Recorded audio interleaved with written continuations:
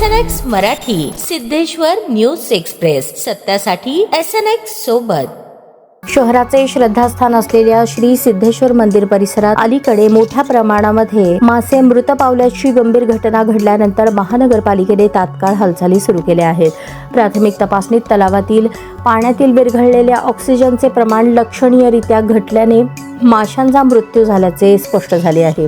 घटनेची दखल घेत महापौर विनायक कोंडाल, महानगरपालिका आयुक्त डॉक्टर ओंबासे, सिद्धेश्वर देवस्थानचे चेअरमन धर्मराज काडादी यांनी वरिष्ठ अधिकारी आणि मंदिर समितीच्या पदाधिकाऱ्यांसह तलाव परिसराची प्रत्यक्ष पाहणी केली। यावेळी पाण्याची गुणवत्ता, मृत माशांची स्थिती, स्वच्छता, उपाययोजना आणि तांत्रिक बाबींचा सविस्तर आढावा घेण्यात आला। परिस्थिती नियंत्रणात आणण्यासाठी महानगरपालिकेकडून युद्ध पातळीवर उपाय सुरू करण्यात आले आहेत। तलावातील विविध ठिकाणांहून पाण्याचे नमुने संकलित करून अधिकृत प्रयोगशाळेत सखोल रासायनिक आणि तांत्रिक विश्लेषणासाठी पाठवण्यात आले। पाण्यातील ऑक्सिजनचे प्रमाण वाढवण्यासाठी महापालिका आणि सार्वजनिक बांधकाम विभाग यांच्या संयुक्त विद्यमाने 8 एअरेटर कारंजे तातडीने सुरू करण्यात आली। तलावातील सेंद्रिय घटकांचे विघटन वेगाने व्हावे आणि दुर्गंधी कमी व्हावी यासाठी बायो रेमिडिएशन प्रक्रिया सुरू करण्यात आली। महापौर विनायक कोंडाल यांनी सांगितले की सिद्धेश्वर तलाव हे सोलापूरचे नैसर्गिक वैभव आहे। जलचरांचे संरक्षण आणि पर्यावरणीय संतुलन राखणे ही आमची जबाबदारी आहे। भविष्यात अशा घटना टाळण्यासाठी कायमस्वरूपी उपाययोजना केल्या जातील। आयुक्त डॉक्टर सचिन ओंबासे यांनी स्पष्ट केले की तलावातील पाण्याची गुणवत्ता नियमितपणे तपासली जाईल। आवश्यक असल्यास अतिरिक्त एरेशन यंत्रणा आणि तांत्रिक उपाययोजना राबवण्यात येतील। नागरिकांनी तलाव परिसरात कचरा टाकू नये असे आवाहनही करण्यात आले। यावेळी सह आयुक्त मनीषा मगर, सार्वजनिक आरोग्य अभियंता व्यंकटेश चौबे,